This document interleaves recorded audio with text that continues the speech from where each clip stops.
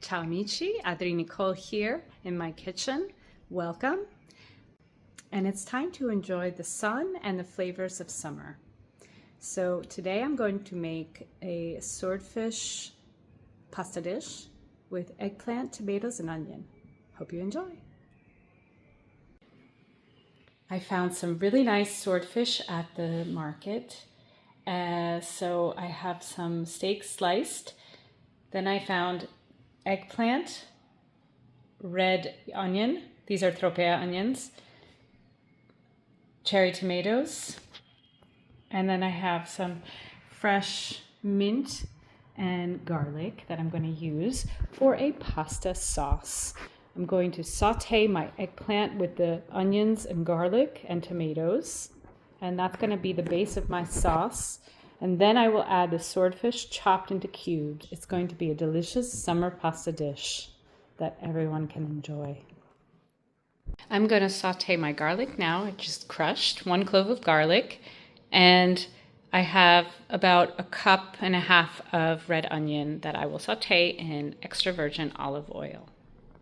I've chopped my eggplant into uniform pieces, and now I'm adding them to my sauteing onion.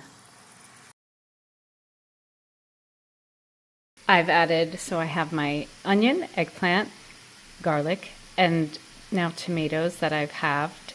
And this needs to cook quite a bit. You just have to be patient with it. You might need to add some more olive oil and cover it and get good color. And this will be the base of the sauce that then I will add the chopped swordfish to. I'm going to show you a little trick is when I make a fish-based sauce for a pasta, I normally add a few anchovies, and this will add saltiness to the dish, but also some nice consistency. Decided to use half of the eggplant for the sauce and the other half for some frying. So I've cut the eggplant into 1/2-inch strips, and I've floured them with some semolina and salt and pepper, and now I'm just frying them with a little bit of vegetable oil and olive oil. Now I've added some herbs, the fresh mint that I showed you before, but also a little bit of chopped parsley, and it's beginning to get some color. Pretty soon I'm going to add the swordfish. Excellent. And I'm frying up the eggplant. Here we go. You can see the color starting to show. I've floured them a little bit so that they get nice and dry, not too soggy. And I want to get them golden brown. Okay, the sauce is ready. Now it's got a good color. Even the oil you can tell is sort of orangey. And that's when I'm going to add my swordfish that I've cut up into cubes. I've taken off the skin. Eggplant doing nicely. Here's the one that's finished with that golden color that I was talking about.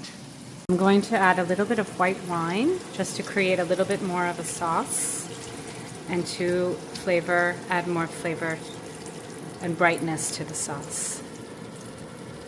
Okay, I've turned off my sauce, and I also added a little bit of capers. I often add capers to my dishes because my second home is in Pantelleria, where capers are most famous.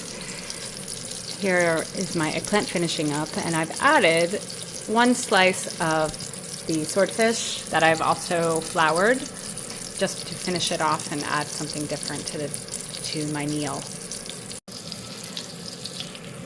Not everyone enjoys swordfish. It's a fish that tends to dry out very easily.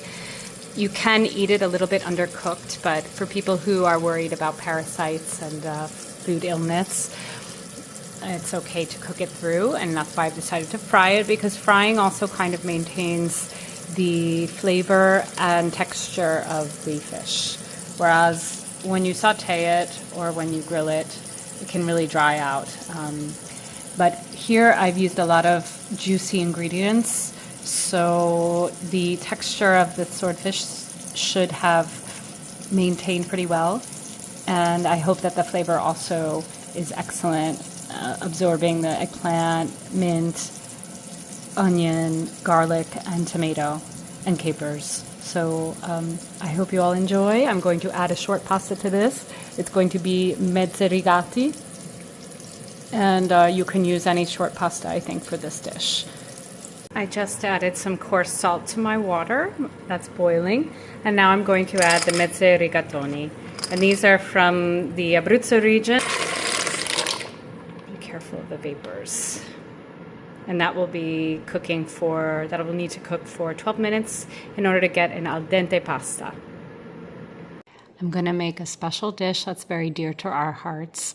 One, because we learned about this recipe from Curaté, which is a Spanish tapas restaurant in Asheville, North Carolina.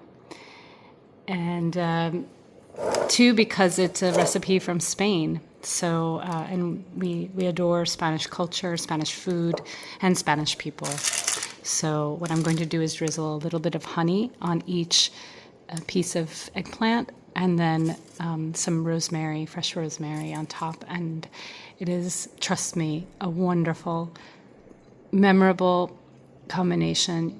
You won't want to have it any other way after you try this. Enjoy, and thank you, Curaté. And here we have it. I drained the pasta. I did not rinse the pasta. And I also added 3 spoonfuls of the pasta water to the sauce to sort of densen it or to create a better mixture.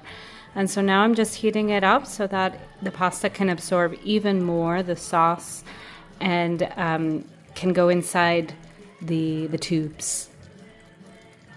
And now I'm going to serve it with a little fresh mint on top.